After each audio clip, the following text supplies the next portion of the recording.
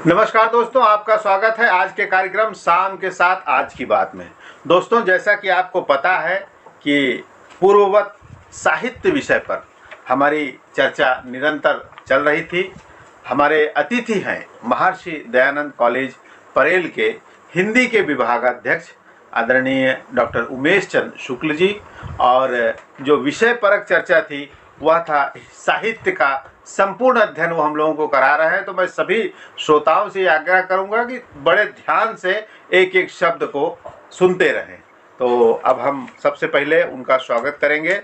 Doctor साहब, studio में आपका हार्दिक स्वागत है। नमस्कार, धन्यवाद। अब कल जहां हमने छोड़ा था, मैं चाहूँगा कि आज पुनः उसी से हम शुरुआत करें।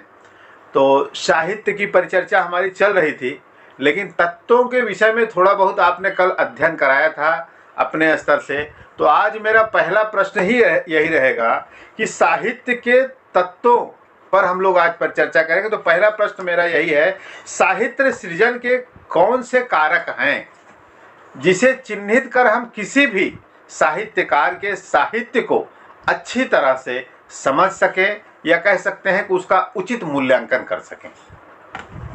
धन्यवाद नंदन जी, बहुत ही अच्छा और सटीक प्रश्न। क्योंकि जब हम तत्वों की चर्चा करते हैं तो दरअसल क्या होता है कि जो सौंदर्य शास्त्री है, काव्य शास्त्री है, वो समझ लेते हैं केवल सिद्धांत पढ़ना है। हाँ। किसी भी रचनाकार के रचना की प्रक्रिया को, रचना के रेसे रेसे को खोलने के लिए अगर हमारी नजर हमेशा इन तत्वों पर हो, हाँ, और उसको ध्यान में रख करके हम फिर उसका समीक्षण करें, विवेचन करें, निरीक्षण करें, तो शायद ज्यादा बात सोच जाए। तो देखिए, कल चर्चा चल रही थी साहित्य की, तो हितकारक रचना तो होता क्या है कि हर व्यक्ति के अंदर 9 भाव स्थायी रूप से मौजूद होते हैं। वो 9 भाव कौन से हैं? रति भाव, हास्य भाव, शोक भाव, उत्साह भाव, क्रोध भाव, भय भाव, जुगुप्सा भाव, विस्मय भाव और निर्वेद भाव। अच्छा, ठीक है। हाँ जी। इसमें कल चर्चा में कर रहा था 10वां जो है वात्सल्य आ जाता है, और यही जो 9 भाव है, हाँ, वो रस रूप में निष्पन्न होते हैं। अच्छा। तो रस के प्रकरण में उस पर चर्चा चलेगी। तो यहाँ जो है साहित्य के जो कारक आपने कहा वो कौन से तत्व है, तो दरअसल जो है साहित्यिक मनुष्य के अंतर आत्मा की व्यवस्थित, बहुत ही सुंदर, बहुत ही प्रभावशाली, शिवकारक बनाने वाले तत्व है। ऐसी स्थिति में साहित्यकार करता क्या है कि इन चीजों को लेता है, इसे किस रूप में? साधन के रूप में। यही जो साधन है, यही जो कारक है, ये जो व्यवस्था है, ये जो शिवत्व है, यही क्या ये तत्व के अंतर्गत समाहित हो जाते हैं। तो ये तरीके से जो कि साहित्य की जब तत्वों की चर्चा चलती है तो भाव तत्व, बोध तत्व, कल्पना तत्व और शैली तत्व, ठीक है। भाव तत्व जिसके लिए जो है पाश्चात्य काव्य शास्त्री शब्द देते हैं इमोशनल एलिमेंट, बुद्धि तत्व इंटेलेक्चुअल एलिमेंट, कल्पना तत्व एलिमेंट ऑफ इमेजिनेशन, इमेजिनेशन शब्द पे जोर दे रहा हूं, फिर शैली तत्व एलिमेंट ऑफ स्टाइल। अब सवाल इस बात का है कि जो मैंने आपको बताया कि किसी भी साहित्यकार के मन में, साहित्यकार छोड़े किसी भी व्यक्ति के मन में ये 9 भाव स्थायी रूप से मौजूद होते ही होते हैं, हाँ, है कि नहीं? बिल्कुल। तो ऐसी स्थिति में बिल्कुल साहित्यकार जो है अब इन्हीं में से किसी एक भाव से जब प्रेरित होता है, भाव तत्व खुल रहा है, जब किसी एक भाव से प्रेरित होता है, ऐसी स्थिति में वो जो है उसे साहित्य सर्जन की तरफ अग्रसर करता है। और यही जो भाव तत्व है, यही भाव ही किसी भी पाठक को या किसी भी भावक को किसी भी तरह के साहित्य या किसी भी तरह की कला को पढ़ने के लिए या उसका निरीक्षण करने के लिए, परीक्षण करने के लिए प्रेरित करते हैं। क्योंकि साहित्य की जो आत्मा की बात की जाए तो ये भाव तत्व ही है, ऐसे आप समझिए। और भाव या साहित्य के पास जब हम जाते हैं तो रागात्मकता का जो चित्रण है वो अत्यंत अपेक्षित है, बहुत जरूरी हो जाता है। ऐसी स्थिति में साहित्यकार करता क्या है कि सूक्ष्म भावनाओं को लेकर वो अधिक से अधिक उसे महत्व देता है। ऐसी स्थिति में साहित्यकार का जो उद्देश्य होता है, पाठक के, ध्यान दीजिए नंदन जी, हाँ जी, पाठक के ज्ञान की वृद्धि करना नहीं, अपितु बल्कि उसके हृदय की भावनाओं को आप्लावित कर देना है, उसके हृदय की भावनाओं को जागृत कर देना है, उसके हृदय की भावनाओं को रससिक्त कर देना है। इसके लिए विभाव, अनुभाव और संचारी भाव, तीन की चर्चा जो हल्के फुल्के तरीके से जो कल उठी थी, इस तरीके से आप जानिएगा कि इमोशन का और सेंटिमेंट का दोनों की बड़ी महत्वपूर्ण भूमिका हो जाती है। यहाँ जो है इमोशन और सेंटिमेंट को अगर ले तो इमोशन हमारा वही संचारी भाव है या व्यभिचारी भाव है, और सेंटिमेंट जो है यही हमारा स्थायी भाव है, जिसको मैंने 9 आपको गिना है। तो ऐसी स्थिति में भाव जितने ही उदात्त होंगे, उच्च होंगे, श्रेष्ठ होंगे, रचना उतनी ही मजबूत हो सकती है। तो भाव की उदात्तता का होना जरूरी है। और दूसरी बात, साहित्य में जो भाव है उसका औचित्य क्या है, क्योंकि बिना औचित्य के कोई भी कार्य इस सृष्टि में संपादित नहीं होता। और साहित्यकार जो सृष्टा है तो बिना औचित्य के तो कुछ करेगा नहीं, जिसका औचित्य क्या है उस भाव का, बिल्कुल, और उन भाव में स्थिरता क्या है और उनका साहित्य में महत्व क्या है।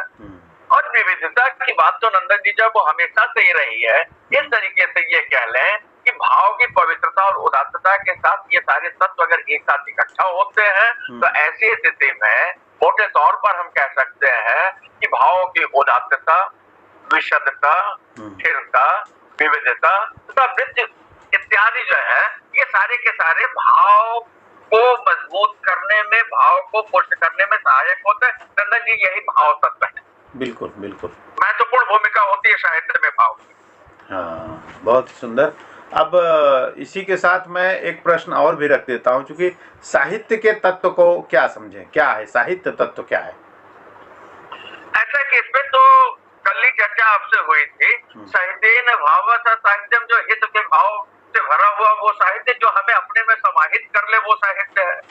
तो फिर डाइवर्ट पीछे की तरफ हो रहा है। यहाँ तो जो हमारी चर्चा चल रही है साहित्य के तत्व, क्योंकि किसी साहित्यकार को समझना है या जो भी साहित्य हमारे सामने है, तो उसमें कितना भाव है, कितना यथार्थ है, उसमें कितनी कल्पना है, उसमें कितनी बुद्धि है का प्रयोग किया गया है, और उसकी शैली क्या है। ये जो बताया ना कि ये सौंदर्य शास्त्र का जो सिद्धांत है, इसको लेकर के हम देखें तो भाव के पास जब हम आगे चलते हैं तो क्या होता है, जस का तस अगर रख दिया तो सारे लोग उसी चीज को अनुभव कर रहे हैं। तब यहाँ आवश्यकता किस बात किया जाती है, कल्पना किया जाती है।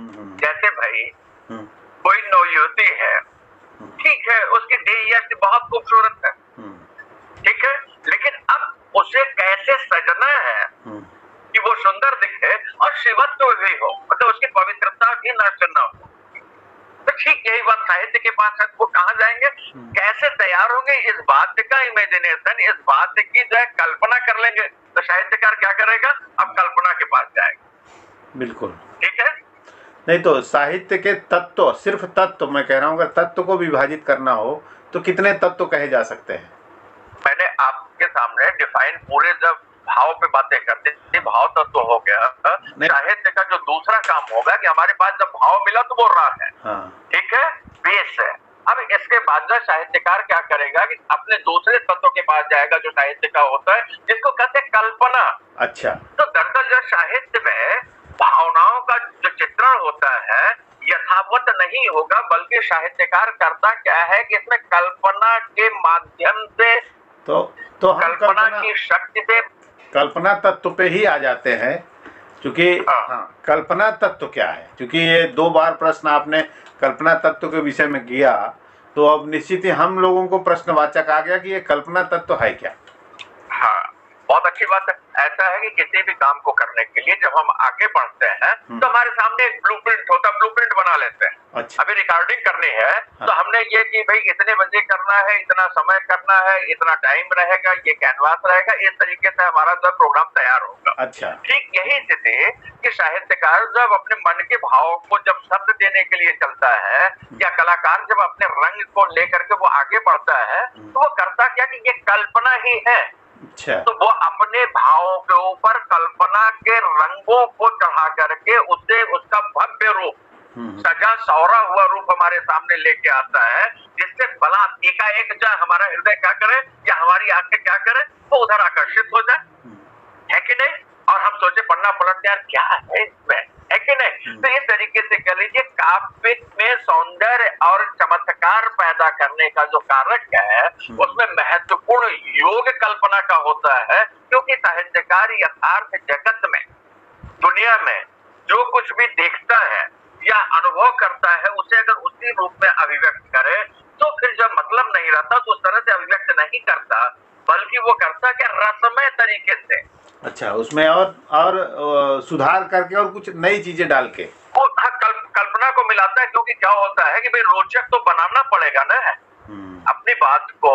जैसे खाद्य पदार्थ है तो हमें क्या करना है कि उदाहरण दूसरी तरफ जा रहा है, लेकिन वहां क्या है कि वो स्वाद तो क्या है, खट्टा है, मीठा है, कासा है, यही तीन है, इनके अलावा चौथा स्वाद नहीं है। लेकिन अब कुशल पाकशास्त्री करता क्या कि इन्हीं तीनों स्वादों को लेता है और उसका अनुपात ऐसे करता कि अलग अलग मालूम नहीं कितने स्वाद हमारे सामने आ जाते हैं। साहित्यकार भी यही काम करता है। वो करता क्या है कि उसके अंदर की जो अपूर्व कल्पना शक्ति है, मतलब जिस साहित्यकार की कल्पना शक्ति जितनी मजबूत होगी, जितनी तेज होगी, वो अपनी भावनाओं की उदात्तता को उतना ही अच्छी तरीके से वो हमारे सामने रख लेगा, क्योंकि हर पात्र में, हर चरित्र में, हर शब्द में, हर विचार में, हर दिशा में, हर सोच में साहित्यकार ही जीता है।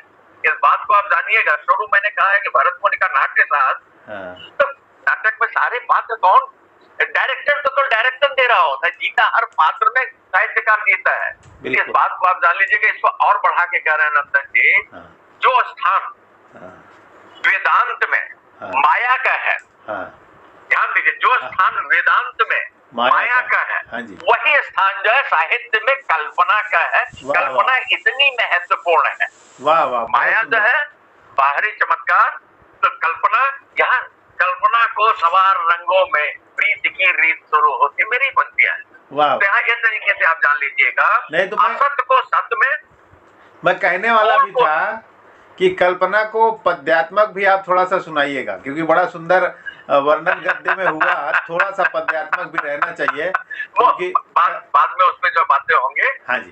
तो इस तरीके से आप जान लीजिएगा, असत्य को सत्य के रूप में, अच्छा, और जो स्थूल है उसको सूक्ष्म के रूप में, लौकिक को अलौकिक के रूप में परिवर्तित कर देने की जो क्षमता है वो इसी कल्पना तत्व में है। वाह वाह, बहुत ऐसे ये कह लीजिए साहित्य जगत का अगर भाव राजा है तो साहित्य के लिए, भाव के लिए जो है कल्पना उसके सेवक, सहायक, सहयोगी, परछाई, मतलब साथ चलने वाली ऐसी चीजें जो कि भाव को हमेशा क्या करेगा, वो आगे की तरफ उसे गति देना है। इस तरीके से आप ये कह लीजिए कि अगर ये कल्पना शक्ति न हो तो ऐसी स्थिति में भाव जस का तस रख दिया जाए तो न प्रेक्षक को, न दर्शक को, न पाठक को, या न किसी रस का आनंद लेने वाले रसभोगी को फिर आनंद ही नहीं आएगा। इस तरीके से किसी भी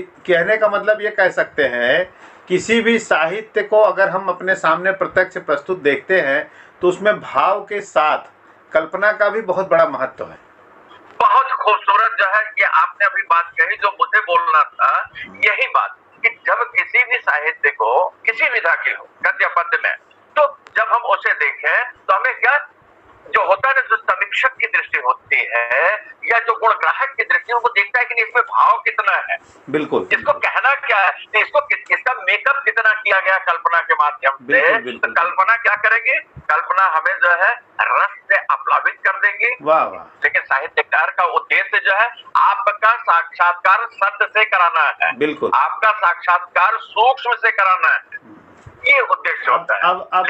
अब विषय आप आज की जो चर्चा थी वास्तव में बहुत ही विस्तृत और बहुत ही रोचक, मुझे लगता है कि मूक दर्शक बन के सुनने की इच्छा हो रही थी, लेकिन घड़ी जवाब दे रही है। और इस विधा को, इस विषय को निश्चित ही हम एक आध दिन और भी चर्चा में लेंगे। और अभी मैं श्रोताओं से यह आग्रह करूंगा कि साहित्य के विषय में यह जो विस्तृत चर्चा चल रही है, तो निश्चित ही आपको भी निपुण बनाने का प्रयास डॉक्टर साहब कर रहे हैं। अब अगर इसके बाद आपने कभी कोई शास्त्र या कोई साहित्य या कोई कविता या कोई रचना अब आप पढ़ेंगे, तो निश्चित ही आप इन विषयों को जरूर सोचेंगे कि यह रचना कैसी है। उसमें आप उसके तत्व को देखेंगे, उसमें कौन सी कला है और क्या किस अंतराल आत्मा के किस स्थान से वह लिख रहा है साहित्यकार, ये सब आप लोग देख पाएंगे। तो मैं सभी श्रोताओं को बहुत बहुत धन्यवाद कहूँगा और निश्चित ही आप इस विषय पर अपने कमेंट बॉक्स में लिखें। हम फिर कल मिलेंगे अगले विषय के साथ, तब तक के लिए हमें आज्ञा दें। नमस्कार। दिस प्रोग्राम इज को sponsored by all in one service. आपके घर के electric maintenance, plumbing service, water filter, washing machine, AC, fridge maintenance ETC। एक फोन पर उपलब्ध प्रशिक्षित कारीगर, बेहतरीन सुविधा। कॉल करें .com। अन्य services packers and movers, home delivery A to Z, household material, handcraft material, religious tours planner, hotel booking services all over India, event planner, catering services, musical program, guidance for all type business. नमस्कार दोस्तों, Asian airlines सच का आईना में देखिए राजनीति, मनोरंजन, business, खेलकूद, धर्म और देश दुनिया की प्रमुख खबरें। एशियन एयरलाइंस पर हमारे चैनल को लगातार देखने के लिए सब्सक्राइब करें, बेल आइकन दबाकर अप्रूव करें।